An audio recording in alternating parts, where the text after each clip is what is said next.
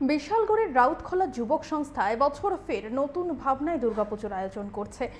এবারের পুজোর থিম থাকবে পাখির চোখে দুর্গা মা। এই আয়োজনে 17 থেকে 18 লক্ষ টাকার বাজেট ধরা হয়েছে। পশ্চিমবঙ্গের শিল্পী তাদের মণ্ডপ তৈরি করবেন। বুধবার দুর্গোৎসবের খুঁটি পুজো সম্পন্ন হয়েছে। পুজোর আয়োজন নিয়ে সাংবাদিক সম্মেলনে বিস্তারিত তুলে ধরেন ক্লাব সম্পাদক সৈকত সাহা। আমরা শুনবো এ ব্যাপারে বিস্তারিত। সর্বপ্রথম আপনাদের শারদীয় দুর্গা উৎসবের অগ্রিম শুভেচ্ছা জ্ঞাপন করছি আমাদের রাউতখোলা যুব সংস্থা ক্লাবের পক্ষ থেকে। আপনারা জানেন, প্রত্যেক বছর আমাদের রাউতখোলা যুব সংস্থা ক্লাব দুর্গাপূজা নতুন চিন্তা নতুন ভাবনা নিয়ে আমরা একটা করার চেষ্টা করি, প্রয়াস থাকে আমাদের সব সময়।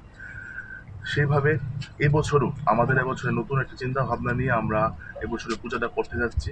আমাদের এই বছরের পুজোর বিশেষ থিম থাকছে পাখির চোখে মা দুর্গা।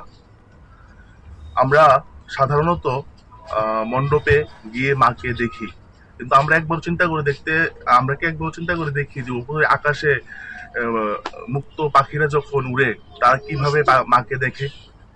তার জন্য এবার প্রাকৃতির উপর নির্ভর করে পাখিরা আজকের দিনে প্রকৃতি কোথায় আছে, পাখিরা আজকের দিনে কি অবস্থা পাখিদের, ঠিক আছে, এইসব ভাবনা চিন্তা করে প্রকৃতির উপর চিন্তা ভাবনা করে আমাদের এই বছরের পুজোর বিশেষ থিম থাকছে পাখির চোখে মা দুর্গা। এই থিমটা করার মূল উদ্দেশ্যটা কি বা কিভাবে এই চিন্তা ভাবনা আসলো? দেখুন, বর্তমানে আমাদের সমাজে আমাদের যে প্রাকৃতির যে রকম ব্যবস্থাপনা দেখছি, প্রাকৃতিক যে ধ্বংস দেখছি, আমরা গাছপালা সবকিছু আমাদের ধ্বংসের দিকে চলে যাচ্ছে। আমরা গাছপালা অনেক কমে যাচ্ছে। গাছপালা যত কমছে পাখিদের বাসা, পাখিরা কিন্তু মূল যে আশ্রয়টা সেটা কিন্তু গাছের মধ্যে আশ্রিত বলুন, সবকিছু ধ্বংসের দিকে যাচ্ছে।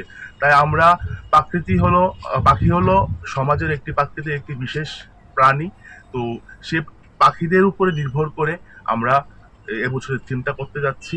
আর বিগত দেখুন, আমাদের রাউতখোলার আকাশে আজ থেকে 10 থেকে 15 বছর, 20-20 বছর আগে কত পাখি দেখা যেত। সকালে পাখির আওয়াজে আমাদের ঘুম ভাঙতো, কিন্তু বর্তমানে আমাদের পাখিরা সেভাবে আমাদের সমাজে আমরা দেখতে পাচ্ছি না। তো এবার বিশেষ করে প্রাণী জগতে একটি শ্রেষ্ঠ জীব হলো পাখি। সেই পাখির উপরে আমরা ডিপেন্ড করে আমাদের এই বছর পুজোর বিশেষ থিমটা আমরা করতে যাচ্ছি। এই পরিকল্পনা বাস্তবায়নে কারা শিল্পীরা কোত্থেকে আসবে?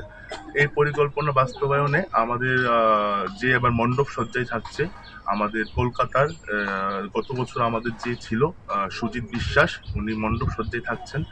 লাইটিংয়েও থাকছেন কলকাতা নবদ্বীপের একজন, আর বলাই গোস্বামী, আর এখানকার স্থানীয় শিল্পীদের আমাদের মূর্তি প্রতিমা তৈরি করছে।